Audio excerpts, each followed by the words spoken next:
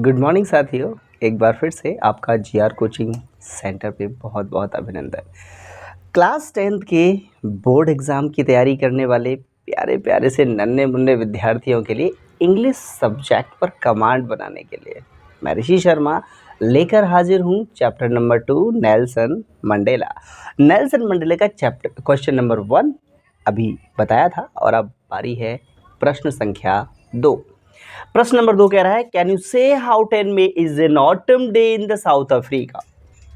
10 मई का दिन, जिस दिन नेल्सन मंडेला साहब ने शपथ ली, राष्ट्रपति पद की शपथ ली, तो वो दिन साउथ अफ्रीका के इतिहास में किस तरीके से ऑटम के रूप में लोगों ने देखा। ऑटम का मतलब होता है पतझड़। जिस तरीके से पतझड़ के मौसम के बाद में एक बार पुनः वृक्ष पर पत्तियां आती हैं और उसमें युवापन आता है, उसमें नवाचार आता है, उसमें नई नई कलियां, नए नए पत्तियां आती हैं, नया यौवन आता है पेड़ में। ठीक वैसे ही 10 मई के बाद दक्षिण अफ्रीका, साउथ अफ्रीका के लोगों में, साउथ अफ्रीका की डेमोक्रेसी में, साउथ अफ्रीका के लोगों में एक नवाचार पैदा हुआ। मंडेला साहब ने विशुद्ध रूप से प्रशासन दिया। लोगों को जिन प्रताड़नाओं से वो महसूस कर रहे थे, झेल रहे थे इतने लंबे समय से, वो अब बिल्कुल नहीं हो रहा था। आइए समझते हैं प्रश्न संख्या 2 का आंसर। पॉलिटिकली, एक वर्ड है पॉलिटिकली। पॉलिटिकली का मतलब होता है पॉलिटिक्स। राजनीति के हिसाब से अगर ये देखा जाए कि 10 दिन किस तरीके से ऑटम के रूप में देखा जा रहा है, तो देखिए, politically the day symbolized the day symbolised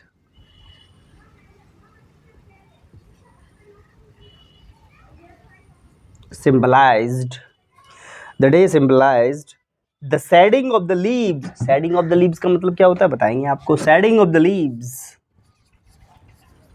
shading of the leaves, इसका मतलब है कि जिस तरह से पेड़ से पत्तियां झड़ जाती हैं ऑटम के टाइम पे, वही तो है शेडिंग। शेडिंग मीन्स पत्तियों का झड़ना, यानी कि अंग्रेजों का शासन साउथ अफ्रीका की धरती से झड़ रहा था। कब? 10 मई के दिन। 10 मई को तो राष्ट्रपति मंडेला साहब बने थे, वही है। तो shading of the leaves of the slavery. Slavery मतलब गुलामी। गुलामी की जो पंखुड़ियां थी वो सब सैड हो रही थी, ढल रही थी वो पत्तियां, और एक युवा पुष्प वहां पे आ रहा था। Slavery which had continued over the 300 years,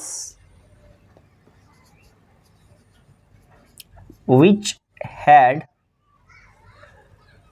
continued for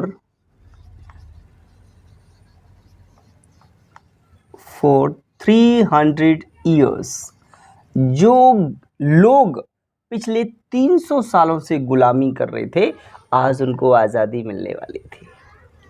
आज उनको अंग्रेजों से आज़ादी मिलने वाली थी, जो गोरे और काले के रूप में भेदभाव करते थे, है ना, डिस्क्रिमिनेशन करते थे।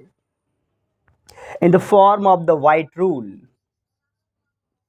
In the form of white rule, सफेद, वाइट रूल का मतलब सफेद चमड़ी वाले लोगों का अलग ही रूल होता था। क्या रूल होता था?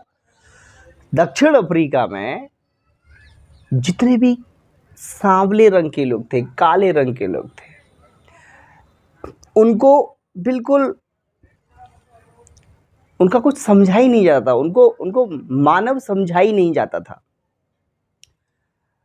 गोरे लोग, जितनी भी बड़ी बड़ी पोस्टर होती थी, उन सब पे वही आसीन होते थे। बड़ी जितने पद होते थे उन पर सब गोरे लोग होते थे, अंग्रेज लोग होते थे। सांवले लोगों को तो कुछ सिर्फ उनको तो शोषित किया जाता था। ऐसा काम उन्होंने लगभग 300 साल तक किया। और किस दम पर किया? वो दम थी form of the white rule. सफ़ेद चमड़ी वाले लोगों ने जो रूल बनाए थे, जो नियम बनाए थे, उस नियम पर आधारित अब वो 300 साल से उनको शोषित कर रहे थे। आज उनके शोषण का एंड था, इसलिए 10 मई के दिन को ऑटम डे कहा गया। Thanks for watching. I hope आप बहुत अच्छे से मेरी बात को समझ गए होंगे।